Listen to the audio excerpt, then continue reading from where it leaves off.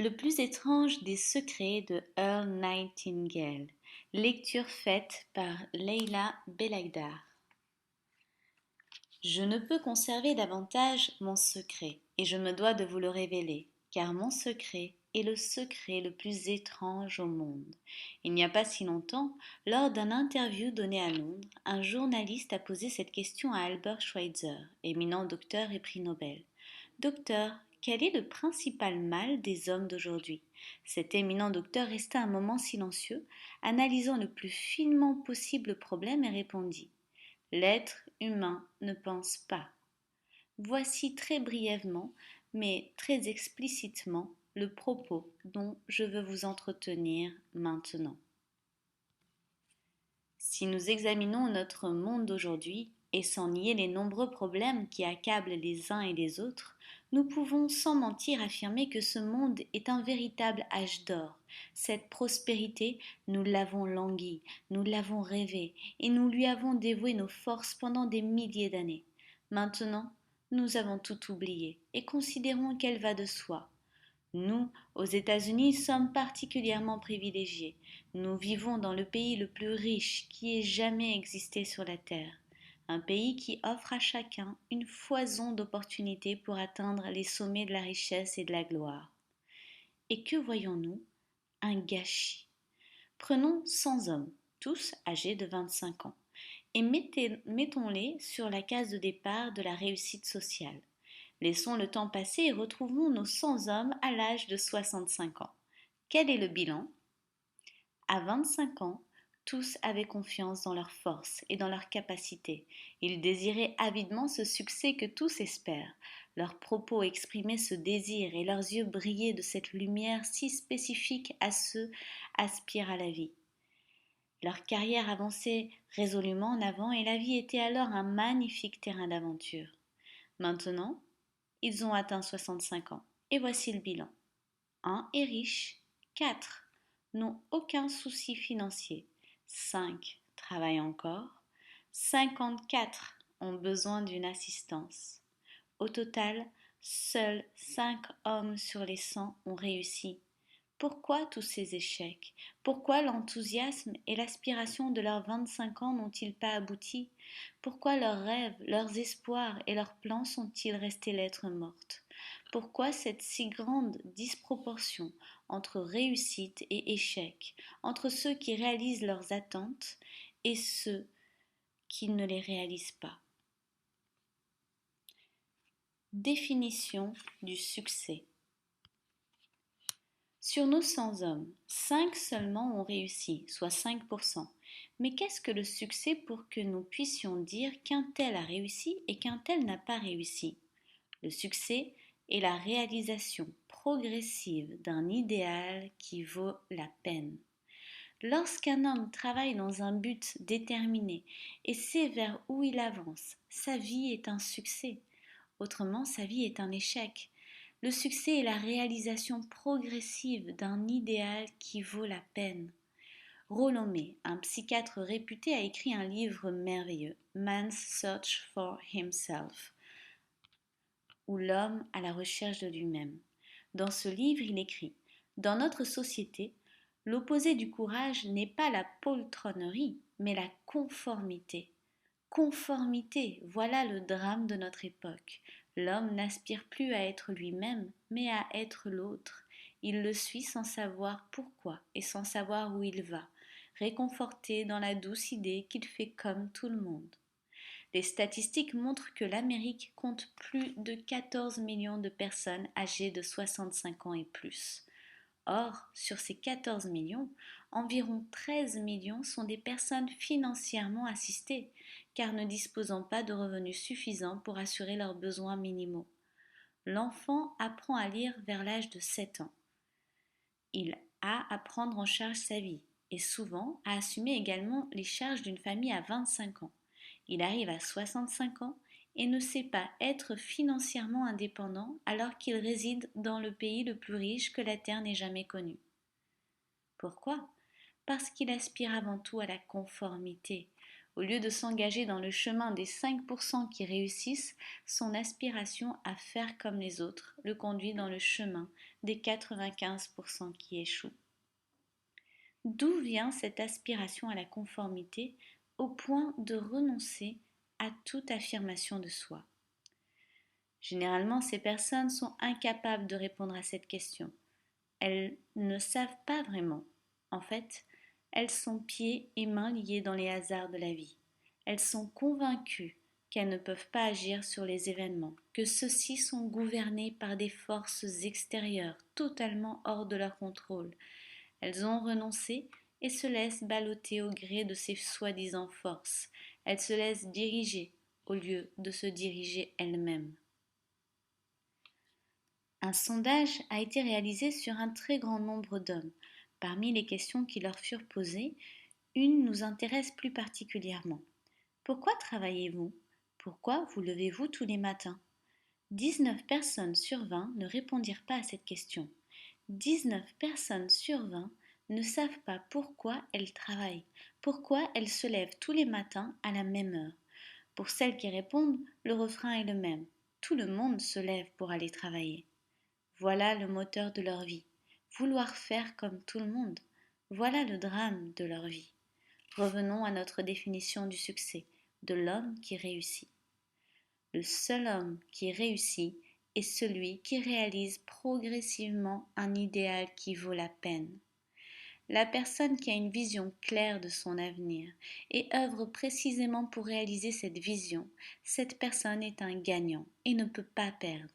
Vous voulez des exemples? En voici. Un instituteur qui enseigne à l'école parce qu'il désire apporter des connaissances à l'enfant est un gagnant. Une femme qui s'occupe de sa maison et de ses enfants parce qu'elle désire devenir une épouse et une mère est une gagnante. L'homme qui s'occupe d'une station d'essence parce qu'il rêvait de s'occuper d'une station d'essence est un gagnant. Un vendeur qui aspire à devenir un excellent vendeur et voir l'entreprise qu'il emploie prospérer est un gagnant.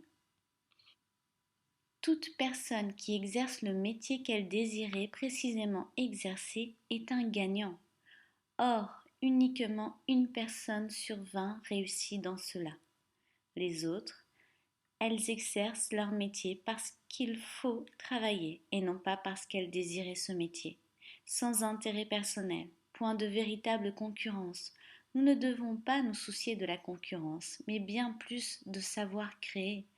Depuis plus de 20 ans, je cherche la clé du devenir des êtres humains. Existe-t-il une clé pour ouvrir la porte de la réussite, même ce n'est pas une réussite totale? Est-il possible d'assurer la réalisation de son futur dans une large proportion selon ses désirs? Existe-t-il une recette garantissant le succès à quiconque la connaît et sait très exactement comment l'appliquer? À toutes ces questions, la réponse est oui. Cette clé, cette recette, je l'ai trouvée. Les buts.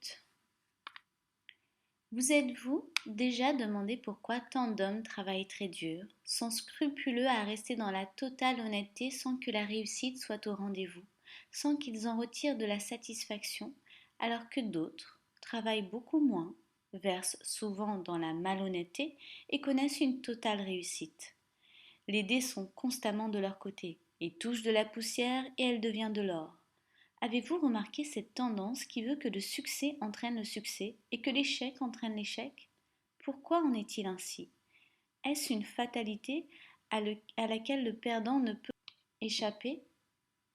Non, nulle fatalité, nulle bonne ou mauvaise étoile. Simplement, le gagnant gagne parce qu'il s'est fixé des buts et le perdant perd parce qu'il ne s'est fixé aucun but. Si vous savez où vous allez, vous y arrivez. Si vous ne savez pas où vous allez, vous errez et n'arriverez nulle part. Cette situation est comparable à celle de ce bateau qui s'apprête à quitter le port pour une destination connue, selon un itinéraire tracé très précisément. Le capitaine et l'équipage connaissent toutes les escales, la durée pour atteindre chacune d'elles et savent quand ils atteindront leur destination finale. Le but est posé, il est clair et précis. 9 999 fois sur 10 000, le bateau atteindra sa destination. Mais si vous enlevez le capitaine à ce bateau, ou l'équipage, ou vous gardez l'équipage et le bateau, mais vous enlevez le but, la destination, le bateau se mettra en route et advienne que pourra. Vous concédez facilement avec moi que soit le bateau ne réussira même pas à quitter le port, soit, s'il réussit, il terminera son voyage au fond de l'eau, sur un rocher ou sur une quelconque plage déserte. Sans destination et sans quelqu'un pour le guider, ce bateau ne peut arriver nulle part. La réussite de chacun est à l'image de ce bateau. Prenez par exemple la fonction commerciale. Celui qui entre aujourd'hui dans la fonction commerciale a son avenir presque assuré, pour peu qu'il sache vendre et développer une stratégie bien réfléchie. Les meilleurs commerciaux sont payés des fortunes et pour cause. La vie d'une entreprise dépend totalement de ses ventes. Pour cela, toute entreprise est prête à récompenser largement celui qui peut lui assurer une croissance de ses ventes. Certains de ces commerciaux ont un véritable talent et sont même capables de vous vendre la lune. Ils se comptent cependant sur les doigts de la main. Quelqu'un a fait remarquer que la race humaine était programmée non pour empêcher le fort de gagner, mais pour empêcher le faible de perdre. Cette singularité est remarquable en temps de guerre. Lors du déplacement des convois, les éléments faibles sont protégés, au risque de mettre en péril les autres éléments plus forts. L'économie américaine est aujourd'hui pénalisée par cette même constante. Fonctionnant au ralenti afin de protéger ses citoyens les plus faibles, à l'instar des véhicules rapides de convoi forcés de réduire leur vitesse pour permettre aux véhicules plus lents de rester avec le convoi. Elle s'inquiète des plus défavorisés et leur fournit un filet de sécurité suffisant pour permettre à tous, même ceux démunis de toute intelligence et de tout talent, de vivre correctement et de fonder une famille. Cette sécurité est cependant minimale. Certains peuvent s'en suffire, mais pour les autres qui aspirent à une meilleure vie, qui visent plus haut, elle est insuffisante. Si vous le voulez bien, revenons à ce secret le plus étrange au monde que je veux vous révéler. Pourquoi les hommes armés d'un but réussissent-ils dans la vie et ceux vides de tout but échouent? La réponse à cette question est fondamentale, et pour celui qui la comprend dans toute sa signification et toutes ses conséquences, elle peut changer radicalement et immédiatement sa vie. Cette vérité est si forte et si éclatante qu'elle éclaircit les avenirs les plus sombres et les cieux les plus couverts. Elle chasse tous les nuages et pose pour toujours le sceau de la bonne chance sur celui qui l'adopte, la fait sienne. Tous vos désirs se réalisent subitement, sans les problèmes, les inquiétudes et les anxiétés qui minaient vos forces jusqu'à présent. Vos craintes appartiennent bel et bien au passé. Voici cette clé du succès et de l'échec. Nous réalisons ce à quoi nous pensons. Répétez plus fort. Nous réalisons ce à quoi nous pensons. Notre histoire a connu de nombreux sages, enseignants, philosophes et prophètes qui se sont affrontés sur diverses idées, mais jamais sur celle-ci. Tous, sans exception, s'accordent sur l'influence des pensées dans la réalisation de la vie de l'homme. Marcus Aurelius, grand empereur romain, a dit « La vie d'un homme est forgée par ses pensées ». Disraeli a dit « Tout arrive à celui qui sait attendre.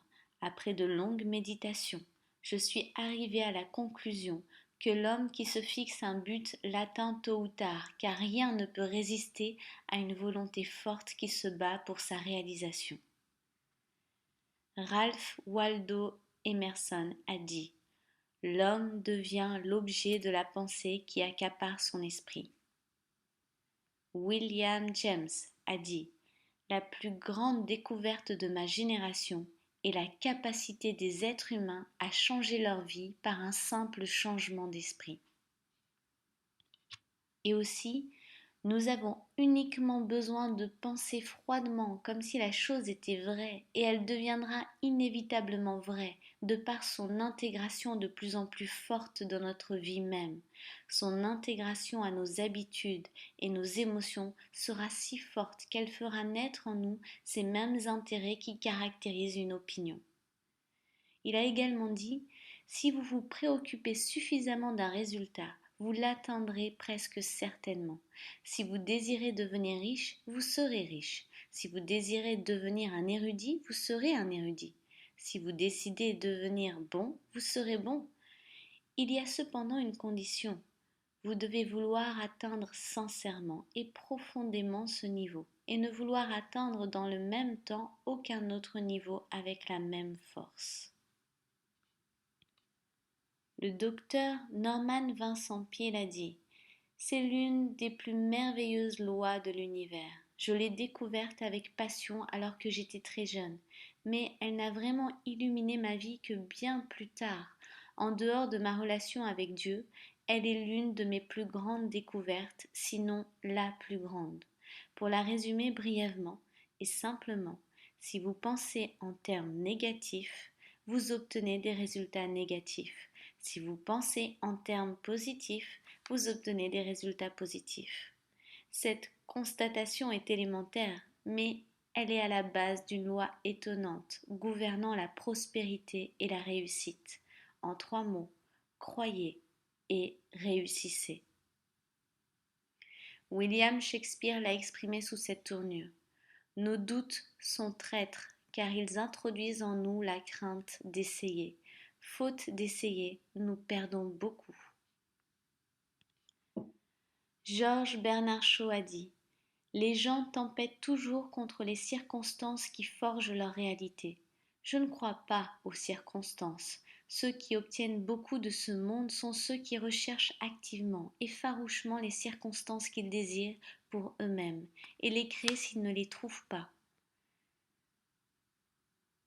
Toutes ces paroles parlent d'elles-mêmes et ne nécessitent pas d'en ajouter. Chacun qui découvre ce secret et l'ampleur de sa portée, nous réalisons ce à quoi nous pensons, et si enthousiasmé par le changement qui s'opère dans sa vie qu'il pense un instant être le premier à le révéler.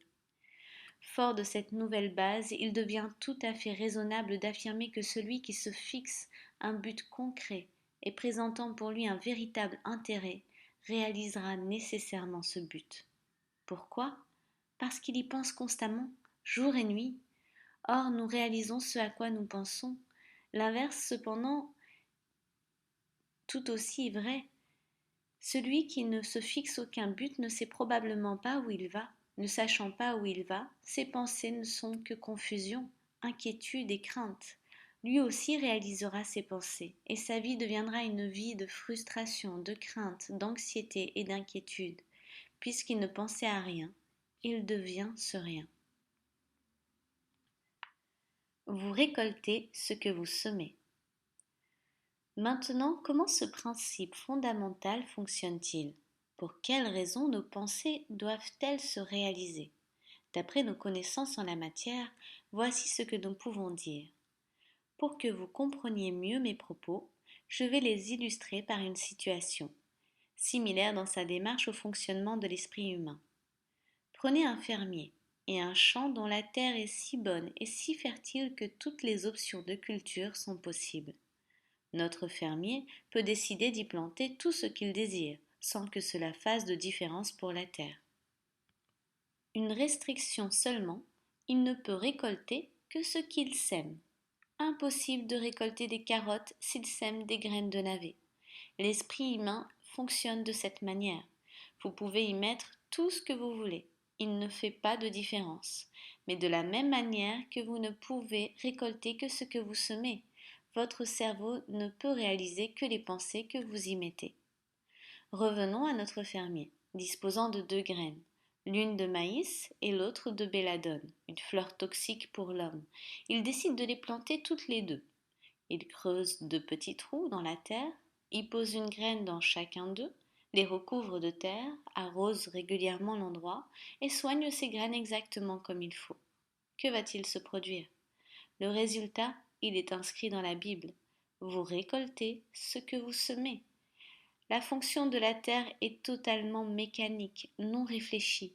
Elle s'active sur la graine pour la faire croître et l'amener au stade inscrit dans ses gènes, sans se préoccuper le moins du monde de l'essence de la graine. Vous y plantez un poison, elle produit du poison. Vous y plantez du maïs, elle produit du maïs. Notre fermier obtiendra finalement un plant de maïs et un plant de belladone, exactement ce qu'il avait planté.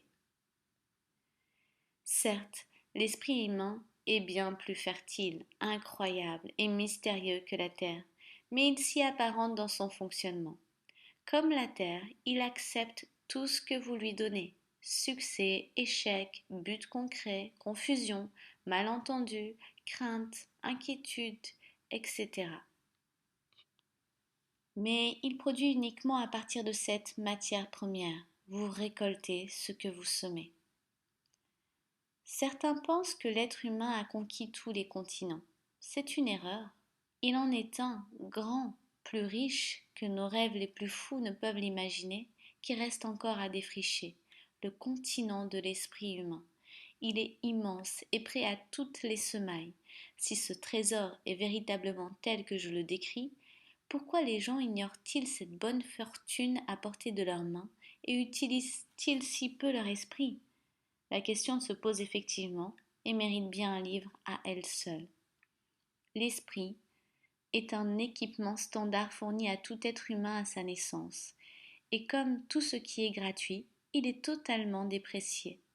Le monde du libre et du gratuit n'a pas encore gagné ses galons pour être apprécié à sa juste valeur. L'argent règne encore en maître et dicte sa loi. Il faut dépenser. La valeur se gagne à coups de billets. Vous pensiez ainsi? Alors sachez que tout cela n'est qu'un leurre, qu'une grave et dangereuse tromperie. Comment peut-on penser qu'un caillou qui brille ou un papier vert puisse valoir plus que notre esprit, notre âme, notre corps, nos espoirs, nos rêves, nos ambitions, notre intelligence, l'amour pour notre femme et nos enfants et la compagnie de nos amis? Eux seuls sont la vraie richesse. La preuve, regardez combien il est difficile, voire impossible, de les remplacer. Vous perdez une montre en or, il vous suffit de vous rendre chez un horloger pour la remplacer. Vous perdez vos espoirs, c'est la descente en enfer. Un homme qui fait faillite peut retrouver la fortune, même plusieurs fois. Sa maison brûle, il la reconstruit. Son cerveau flanche, il n'est plus qu'une épave. L'esprit humain est largement sous-estimé parce que nous n'avons pas conscience de sa valeur. La familiarité engendre le mépris. Nous assignons notre esprit à de petites tâches insignifiantes, alors qu'il est capable de se mesurer à des défis bien plus redoutables. Les scientifiques ont montré que nous n'utilisions notre cerveau qu'à 10% de ses capacités. En fixant un but dans votre esprit, vous donnez une orientation à votre vie et vous préparez tout votre avenir. Ne prenez pas cette décision à la légère, car elle est essentielle. Votre vie en dépend. Voulez-vous devenir un commercial exceptionnel ou un ouvrier qui excelle dans son travail? Voulez-vous monter dans la hiérarchie au sein de votre entreprise ou de votre communauté? À toutes ces questions, une même réponse. Plantez la bonne graine dans votre esprit, soignez-la et mettez toute votre énergie pour atteindre votre but. Alors ce but deviendra réalité, et non parce que telle est votre volonté, mais parce qu'il ne peut en être autrement. Mon secret à force de lois, au même titre exactement que les lois de la gravitation de M. Isaac Newton.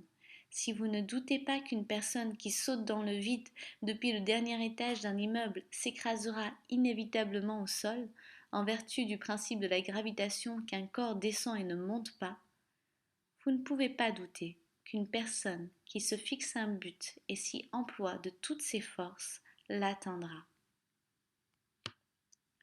Les lois de l'univers et de la nature fonctionnent toujours, car elles sont immuables. Pensez à votre but d'une manière détendue et positive. Imaginez que vous l'avez déjà réalisé. Imaginez-vous ce que sera votre vie lorsque vous aurez atteint votre but. Nous vivons à l'âge du phénobarbital, des ulcères et des dépressions nerveuses. Alors que la recherche médicale a considérablement relevé le niveau de la santé et de la longévité dans le monde, un trop grand nombre rabaisse ce niveau, en voulant faire face à leurs soucis de leur propre petite manière, sans tenir compte de quelques grandes lois qui pourraient tout résoudre. Ces drames, nous en sommes les responsables directs, car nous arbitrons les pensées qui les provoquent. Nous sommes le reflet de nos pensées. Nous sommes ce que nous sommes puisque c'est exactement là où nous voulions être. Certains ne veulent pas admettre cette vérité, mais il n'en demeure pas moins que c'est la vérité. Chacun mange uniquement les fruits de ses pensées. Son futur n'est que la réalisation de ses pensées d'aujourd'hui, de demain, du mois prochain, de l'année prochaine. Notre vie est constamment guidée par notre esprit. Alors que je traversais l'Arizona en voiture, je vis l'un de ces véhicules monstrueux utilisés dans la construction se traînant à quelques 50 km à l'heure sous la charge de 20 tonnes de saleté. Un véhicule énorme et incroyable. Tout en haut, un homme petit de taille, les mains posées sur le volant, guidait et contrôlait le monstre. Cette image m'a frappée tant elle caractérisait l'esprit humain. Supposez un instant que c'est vous qui conduisez ce monstre de puissance. Vous êtes seul maître à bord et libre à vous de croiser les bras et laisser la bête aller s'enfoncer dans le premier fossé venu, ou vous agrippez fermement au volant pour la mener à bon port et l'utiliser pour le but que vous vous êtes fixé. La machine fera très exactement ce que vous lui direz. Cette loi du succès est une épée à double tranchant, totalement contrôlée par nos pensées. D'un côté, elle vous procure succès, richesse, bonheur et tout ce que vous avez jamais rêvé pour vous et votre famille. D'un autre côté, elle vous enfonce dans les échecs, la pauvreté, le malheur et toutes les difficultés qu'on ne souhaite à personne. À vous seul de décider quel tranchant de l'épée vous voulez utiliser, le bon ou le mauvais. Nous devenons ce à quoi nous pensons. C'est le secret le plus étrange au monde. Pourquoi est-il étrange et pourquoi est-il un secret? En fait, ce n'est pas du tout un secret, puisqu'il était déjà connu des premiers sages et apparaît à plusieurs reprises dans la Bible. Il a été cependant si peu appris et si peu compris qu'il mérite son nom de secret et son qualificatif d'étrange. Je ne crois pas me tromper en affirmant que si vous vous rendez dans la principale artère de votre ville et demandez à chacun que vous rencontrez quel est le secret du succès, tout au plus une personne dans tout un mois vous répondra mon secret. Ce secret n'a cependant de valeur que pour celui qui le comprend et l'applique. À partir de ce moment, sa vie change radicalement, et avec elle la vie de tous ceux qui l'entourent, sa famille, ses employés, ses associés et ses amis. La vie doit être vécue comme une aventure passionnante, et non comme un fardeau qui vous gêne, tant que vous ne demandez qu'à en débarrasser. Nous devons œuvrer pour qu'elle soit une source de joie, et non une source d'ennui. Nous devons être contents de sortir du lit le matin, contents de nous rendre au travail et non rechigner à l'un et à l'autre. Lors de l'un de ses discours, George Patterson, rédacteur en chef du quotidien Toledo Daily Blade, a conçu dans ces mots que je n'ai jamais oubliés. Toutes ces années dans le journalisme m'ont convaincu de plusieurs choses. 1. Que les gens sont fondamentalement bons. 2. Que nous venons de quelque part et nous nous dirigeons vers quelque part. À nous de vivre au mieux ce passage. L'architecte de l'univers n'a pas construit un escalier ne menant nulle part. Programme de 30 jours pour tester le secret le plus étrange. Comme je ne doute pas que nombre d'entre vous doutent de mes belles paroles, je vous propose de les vérifier par vous-même, de toucher de vos doigts les énormes bénéfices que vous pourrez en tirer. Le test dure 30 jours, et je le concède, est loin d'être facile. Mais si vous persévérez et le mettez très exactement comme je vous le demande, sans chercher à tricher dans quoi que ce soit, il changera complètement votre vie pour le meilleur. Au XVIIe siècle, Sir Isaac Newton, mathématicien et philosophe anglais, nous transmit des lois de la physique s'appliquant autant aux êtres humains qu'aux mouvements des corps dans l'univers. L'une d'elles nous apprend que chaque force engendre une force égale, mais opposée. Transposée dans notre vie quotidienne, elle devient chaque chose se paie le juste prix. Le résultat de ce test sur 30 jours sera très exactement proportionnel à l'effort que vous y consentirez pour le réussir. Vous voulez être docteur? Vous devez y consacrer de longues années d'études difficiles. Vous voulez réussir à vendre? Attention, ne pensez pas que ce talent n'est nécessaire qu'à celui qui désire vendre des radiateurs ou des parapluies. Nous y faisons constamment appel, que ce soit pour convaincre notre famille de nos idées, convaincre l'école de nos enfants de notre système éducatif, convaincre nos enfants d'être honnêtes dans la vie, convaincre nos employés de donner davantage d'eux-mêmes, car convaincre c'est vendre. Changer sa vie pour une vie meilleure se paie également. Quel en est le prix? D'abord, vous devez comprendre et être convaincu qu'au plus profond de vos sens et de votre intellect, que celui qui contrôle ses pensées contrôle sa vie. Vous devez être totalement convaincu que on ne récolte que ce que l'on sème. Ensuite, vous devez enlever toutes les entraves qui empêchent votre esprit de s'élever, d'exprimer sa puissance, conformément au plan divin qui en a voulu ainsi. Vous devez prendre conscience que vos limitations n'existent qu'en vous, alors que les opportunités de réussir sont en fait tellement nombreuses qu'il est difficile d'y croire. Vous devez vous libérer des chaînes de la mesquinerie et des préjugés. Ceci fait, vous devez vous efforcer d'aborder tous vos problèmes sous un aspect positif. Fixez-vous un objectif et laissez votre merveilleux esprit y penser sous tous les angles possibles. Laissez votre imagination spéculer librement sur les solutions possibles. Refusez de croire qu'il puisse avoir des circonstances suffisamment fortes pour s'opposer à l'accomplissement de votre but. Dès que le chemin est clairement tracé dans votre esprit, agissez promptement et résolument. Imaginez-vous alors que vous vous trouvez au milieu de votre propre mine de diamants, comme Russell Conwell l'a suggéré. Ces points établis, mettez de côté au moins 10% de votre salaire et sachez que, quel que soit votre emploi actuel, toutes les portes de la réussite vous sont ouvertes, si seulement vous en acceptez d'en payer le juste prix. Récapitulons tous les points importants que nous venons de voir. Ces points, qui sont le prix à payer pour réaliser cette vie merveilleuse qui attend chacun de nous, le cadeau est si beau qu'il mérite largement ce prix. 1. Nous devenons ce à quoi nous pensons. 2. Donner libre cours à notre imagination pour permettre à l'esprit de dépasser ses limites. 3. S'armer de courage pour se concentrer uniquement sur le but fixé chaque jour. 4. Économiser 10% de notre salaire. Les idées n'ont de valeur que si elles sont concrétisées par des actions. Nous allons voir maintenant plus en détail ce programme de test sur 30 jours. Peut-être que vous ne le réussirez pas de la première fois, mais vous n'avez strictement rien à perdre à l'essayer. Au contraire, vous allez très certainement y gagner. Bien que chaque individu soit unique, nous pouvons affirmer sans nous tromper que tous les individus aspirent à quelque chose et redoutent quelque chose. Pour commencer, écrivez la chose que vous convoitez le plus. Ce peut être l'argent, soit que vous vouliez doubler vos revenus, soit que vous vouliez obtenir un gain spécifique.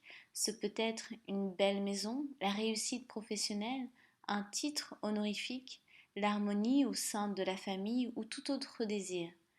Toute personne équilibrée désire quelque chose plus particulièrement, et c'est cette chose que je vous demande maintenant d'écrire. Je dois être un but simple et clairement défini.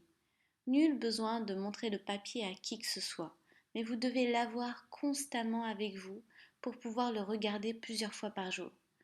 Pensez-y dès que vous vous réveillez, d'une manière gaie, détendue et positive. Vous avez ainsi déjà un travail à faire pour la journée et ne serez pas tenté de paresser au lit. Plus vous vous donnez une raison de vivre, à chaque pause dans la journée, à chaque instant de libre, prenez votre bout de papier et lisez-y le but que vous vous êtes fixé. Faites de même le soir, juste avant de vous endormir. À chaque fois, rappelez-vous que vous devez absolument atteindre ce but. Jour après jour, vous réaliserez alors que vous vous rapprochez effectivement de ce but. En fait, le moment même où vous l'avez écrit et avez commencé à y penser, déjà, vous aviez atteint votre but. À chacun de vos pas, regardez la richesse et l'abondance qui vous entourent et dites-vous que vous y avez droit, au même titre que toute autre créature vivante. Tout peut être à vous si seulement vous le demandez. Abordons maintenant la partie la plus difficile, car requérant l'adoption de ce qui est probablement une nouvelle habitude. Or, nous le savons bien, prendre de nouvelles habitudes requiert beaucoup d'énergie et du temps, tant les obstacles sont importants.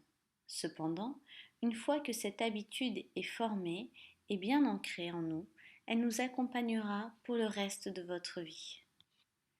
Cessez de penser à ce qui suscite la crainte et la peur en vous. Pour cela, soyez à l'écoute de vous-même. Dès qu'une pensée ombrageuse ou négative s'insinue dans votre subconscient, remplacez-la au plus vite par une image mentale positive et agréable de votre but. Au début, vous ne réussirez probablement pas à mener cette image positive et resterez submergé par vos images négatives. Ne désespérez pas, cette difficulté n'est pas expressément vôtre. L'homme a été ainsi créé que naturellement, il est plus enclin à penser négativement que positivement. C'est pourquoi seulement 5% réussissent. À vous, et vous seul, de faire partie de ces quelques privilégiés. Vous avez 30 jours pour apprendre à être le maître de vos pensées, à être capable de rejeter toute pensée étrangère pour ne laisser entrer que les pensées que vous désirez. Si vous le pouvez, essayez de viser plus haut même. Ne vous suffisez pas de cette humeur gaie, de cette appréciation positive. Donnez le maximum de vous-même pendant ces 30 jours. Dépensez sans compter, fort de la conviction que plus vous donnez et plus vous recevez. À la seconde même où vous vous fixez un but, déjà, vous avez gagné la partie. Vous appartenez déjà à cette petite catégorie de privilégiés qui savent où ils se dirigent dans la vie. Sur 100 personnes, vous vous situez parmi les 5 premiers. Ne vous préoccupez pas exagérément sur la manière d'atteindre votre but. Laissez ce souci à une puissance bien supérieure à la vôtre.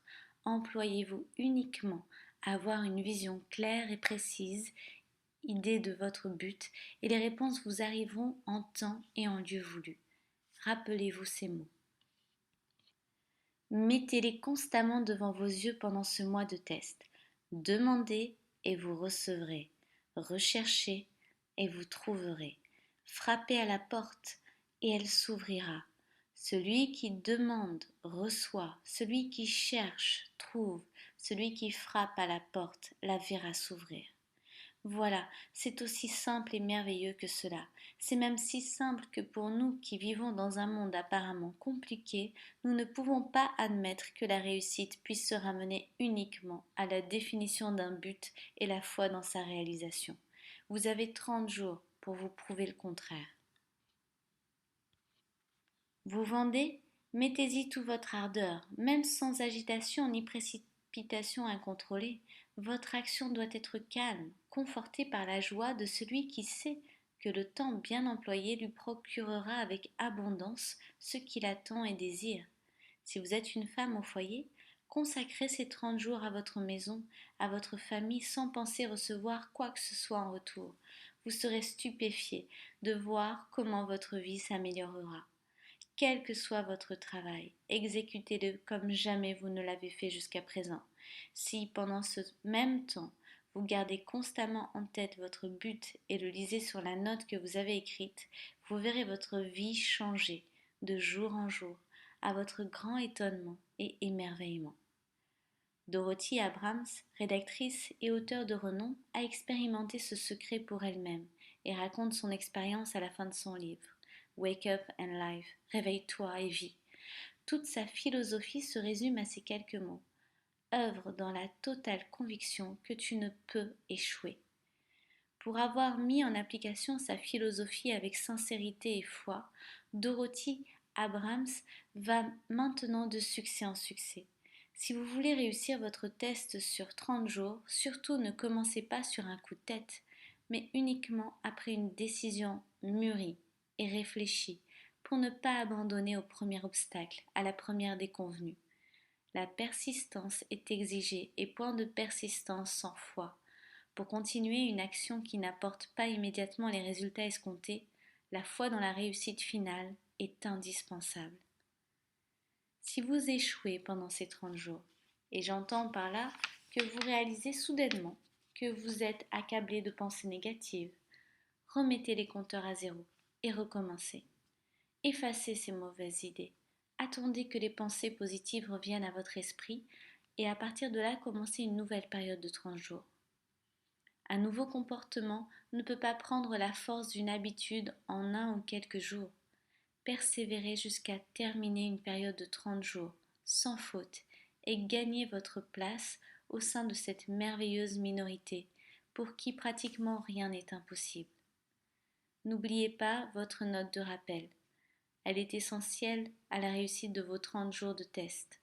D'un côté, écrivez votre but, quel qu'il puisse être. De l'autre côté, écrivez ces mots.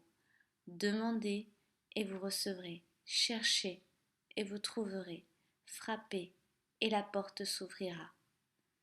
Profitez de vos moments libres pour lire des livres susceptibles de vous aider, de vous encourager. Par exemple, la Bible, Magie de la croyance par Claude Bristol, Le pouvoir de la persuasion de Napoléon Hill et bien d'autres encore. Toutes les grandes œuvres requièrent une inspiration.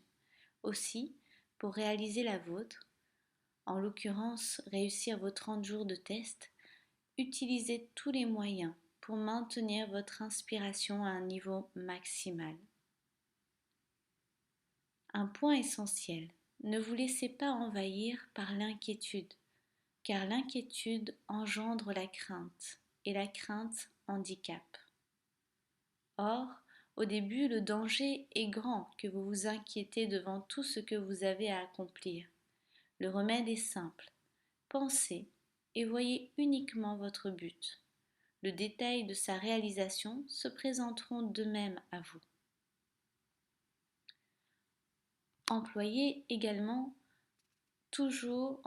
également à toujours rester calme et gai. Faites fi des petits riens, ne les laissez pas tout gâcher, ne laissez pas vous détourner de votre chemin. Face à la difficulté de réussir ces 30 jours de test, certains en viendront à désespérer pour finalement se résoudre. À quoi bon tous ces tracas, diront-ils. Ces personnes doivent réaliser qu'elles n'ont pas d'alternative. C'est cela ou l'échec. Préférez-vous rester un individu médiocre? Préférez-vous vivre dans les soucis, la crainte et la frustration? N'oubliez pas que vous récoltez ce que vous semez. Si vous semez des pensées négatives, vous récoltez la négativité. Si vous semez des pensées positives, vous récoltez la gaieté, la réussite et la positivité.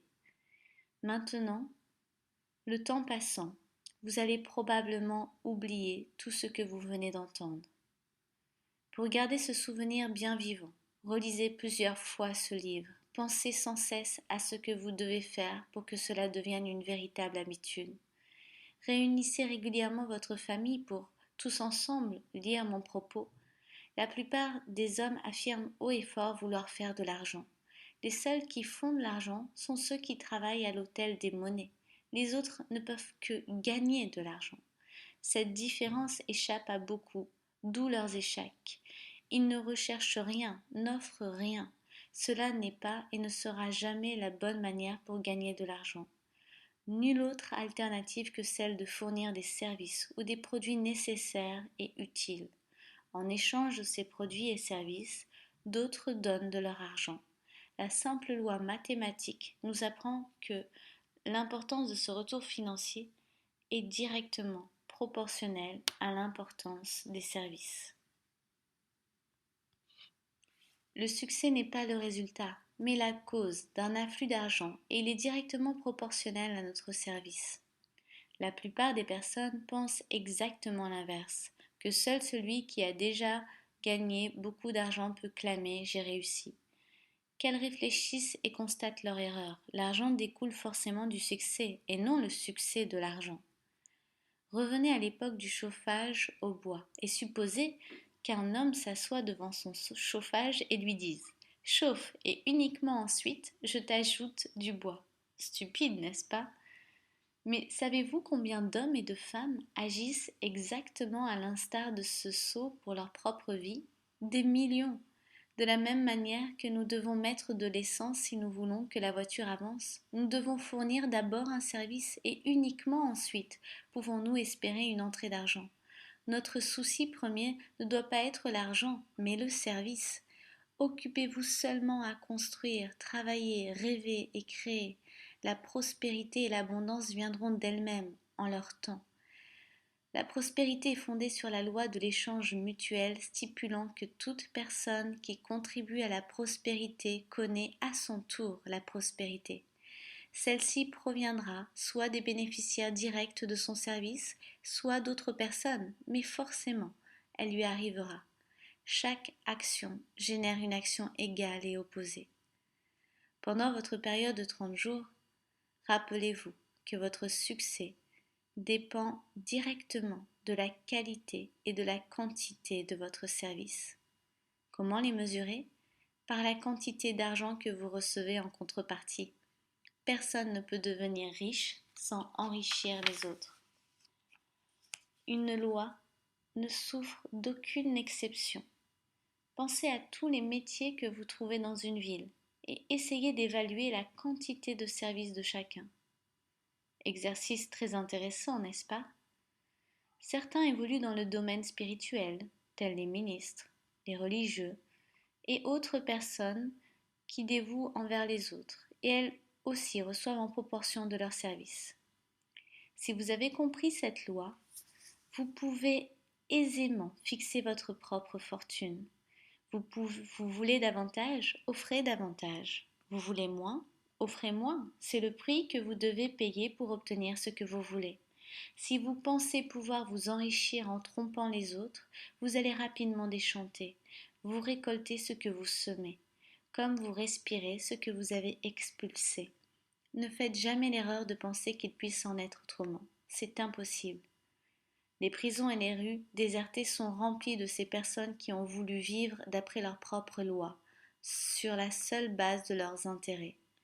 Nous pouvons éviter les lois de l'homme, mais nous ne pouvons pas éviter les lois qui sont supérieures à l'homme. Un éminent docteur a récemment établi une liste en 6 points particulièrement utiles pour trouver le succès. 1. Se fixer un but clairement défini. 2. Cesser de se diminuer. 3. Cesser de penser aux raisons pour lesquelles vous ne pouvez pas réussir et penser aux raisons vous permettant d'espérer le succès. 4. Si vous pensez ne pas pouvoir réussir, essayez de vous rappeler quand et comment avez-vous eu cette première pensée. 5. Changez l'image que vous avez de vous-même en écrivant dans le détail la personne que vous voudriez être. 6. Agir à la mesure de la personne accomplie que vous avez décidé de devenir.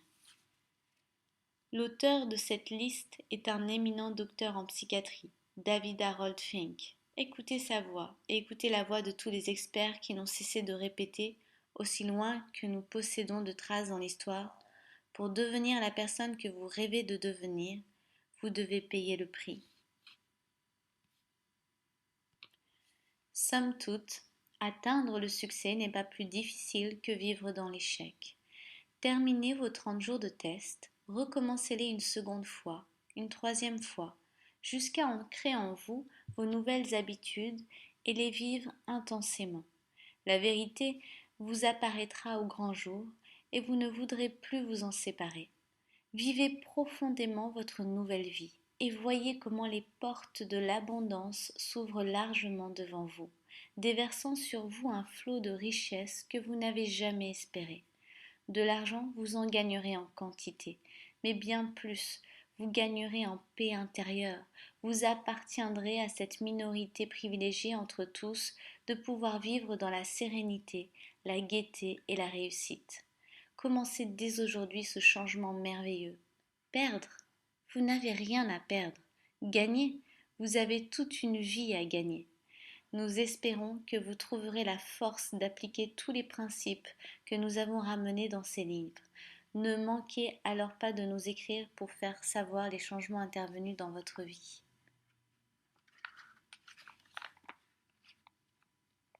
Fin. Le plus étrange des secrets.